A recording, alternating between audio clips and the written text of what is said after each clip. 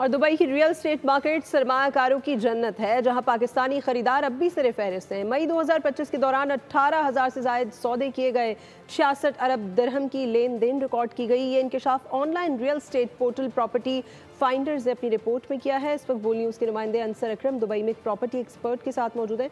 उनसे मजीद जान लेते हैं कि बजट में ऐसे कौन से इकदाम किए जाएं कि ये सरमायाकारी पाकिस्तान में आए। जी अंसर अकरम इस वक्त मौजूद हूँ दुबई यूएई में, और आज मेरे साथ जो है वो प्रॉपर्टी एक्सपर्ट हैं मिस्टर ज़मीर अहमद। आइन से बात करते हैं कि दुबई में इस वक्त जो प्रॉपर्टी का बूम है वो किस तरह से देखते हैं।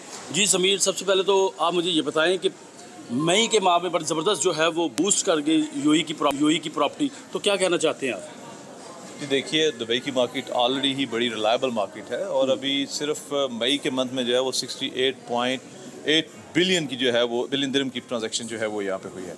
इसकी वजह यह है कि यहाँ पे आप देख रहे हैं कि एक तो सिक्योरिटी के पॉइंट ऑफ व्यू से बड़ा अच्छा है, दूसरा मोर देन 200 नेशंस यहाँ पे बड़े अपने सिक्योर वे से जो है वो अपना बिजनेस कर रही हैं, अपने काम कर रही हैं और बड़ा कंफर्टेबल फील करते हैं। एक इन्वायरमेंट यानी इतना कंफर्टेबल और अच्छा प्रोवाइड किया गया है कि जिसमें सब ग्रो कर रहे हैं। इनका कहना है कि ईरान में गवर्नमेंट पाकिस्तान इंटरेस्ट ले, पाकिस्तानी गवर्नमेंट जो है वो डेवलपर्स को जो है वो एक ट्रस्ट बिल्ड करे। जैसे यूएई में एक्स्ट्रो अकाउंट जो है वो ओपन होता है और गवर्नमेंट के जो है वो अम्ब्रेला के नीचे वो सब चीज़ें जो है वो देखी जाती हैं। अगर पाकिस्तान में ऐसा माहौल पैदा हो तो डेफिनेट जो है वो पाकिस्तान तरक्की की जानिब जाएगा। तफसीलात के लिए अंसर सब्सक्राइब करें और बेल दबाएं ताकि कोई खबर रह न जाए।